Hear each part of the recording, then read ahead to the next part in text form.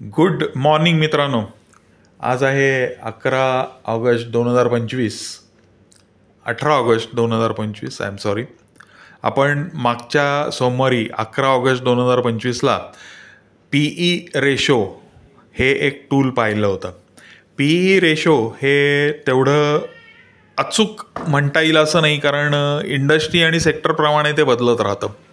आपण फार तर इंडस्ट्रीशी कम्पेअर करून आपण ठरवू शकतो की आपला शेअर किती वाढलेला आहे किंवा किती कमी आहे.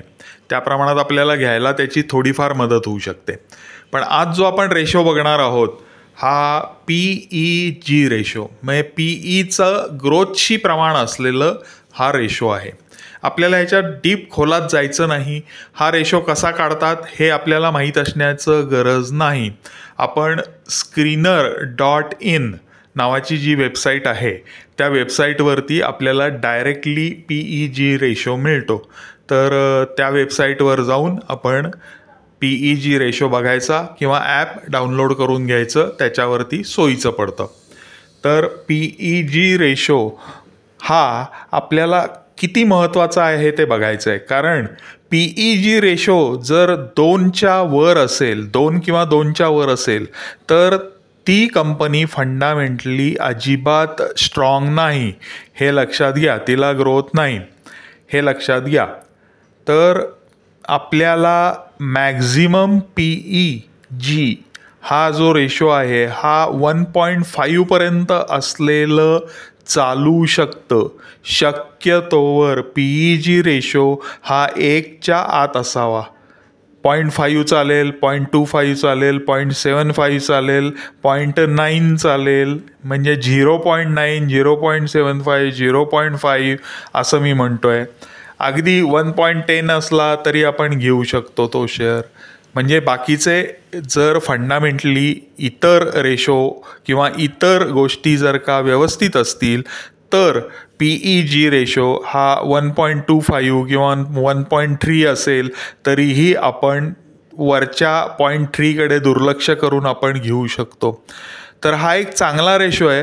आपल्याला माहिती आहे की 1.5च्या वर आपल्याला शेअर घ्यायचाच नाही.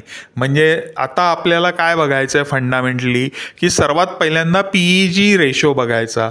PEG रेशो जर का 1.5च्या वर असेल तर त्या शेअर्सच्या बाकीच्या गोष्टींकडे लक्ष द्यायची गरजच नाही आहे. हे ढोबळमानाने झालं.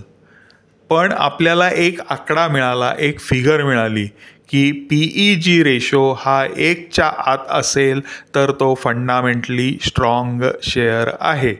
म्हणजे फंडामेंटली शेअर्स आपण कसे शोधायचे याच्यामधलं एक टूल हे PEG रेशोचं आहे.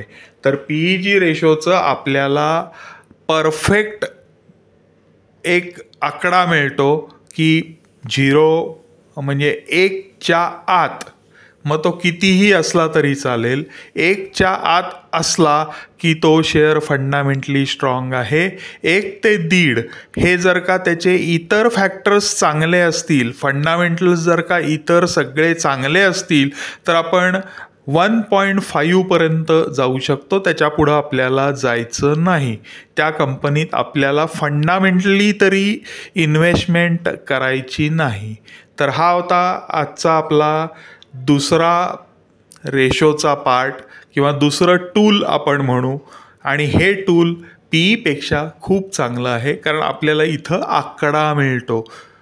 या आकड्याच्या वर घ्यायचं नाही, या आकड्याच्या आत चांगलं आहे, या आकड्यापर्यंत चालेल असं आपल्याला गणित मिळतं. तर त्याच्यामुळे आपण ह्याच्यावर जास्त भरोसा ठेवू शकतो. चला मित्रांनो, आजपासनं परत आठवड्याचं शेअर मार्केट चालू झालेलं आहे. मोठा आठवडा संपलेला आहे आणि पुढचे 5 दिवस आपल्याला शेअर मार्केट कसं हलतं हे बघायचं आहे. होप सो तुम्ही माझा आधीचा व्हिडिओ पाहिला असेल आणि त्या व्हिडिओमध्ये आपण पुतीन आणि ट्रम्पवरती डिस्कस केलं होतं. तुम्ही म्हणाल याचा शेअर मार्केटशी किंवा गोल्ड सिल्वरशी काय संबंध आहे. तर ह्याचा खूप जवळचा संबंध असतो, पण मी तुम्हाला तो फोड करून सांगेन जेव्हा मला त्या कोड्याची उकल होईल त्यावेळेस मी तुम्हाला हे सगळं फोड करून सांगेन.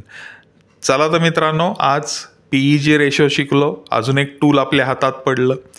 करा त्याचा उपयोग आणि फंडामेंटली शोधायला सुरुवात करा. माझे फंडामेंटली इतर काय काय फॅक्टर्स बघायचे असतात हे सगळे व्हिडिओज जानेवारी आणि फेब्रुवारी या महिन्यामध्ये आलेले आहेत. त्या महिन्यामध्ये तुम्ही जर का व्हिडिओज पाहिले तर एका नोटपॅडवरती तुम्ही नोट डाऊन करायला सुरुवात करा. व्हिडिओ ऐकता ऐकता तुम्हाला जे महत्त्वाचे पॉईंट्स वाटतील ते नोट डाऊन करा. जर मोठे पॉईंट्स वाटत असतील तर व्हिडिओ पॉज करून ते नोट डाऊन करा आणि तुम्हाला त्या पद्धतीत फंडामेंटल शेअर्स नक्की शोधता येतील. आणि त्याकरता लागणारे जे टूल्स आहेत ते आता आपण हळूहळू बघणार आहोत.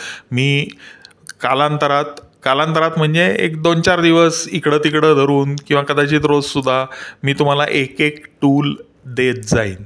त्या टूलचा तुम्हाला नक्की उपयोग होईल. चला बाय, गुड डे.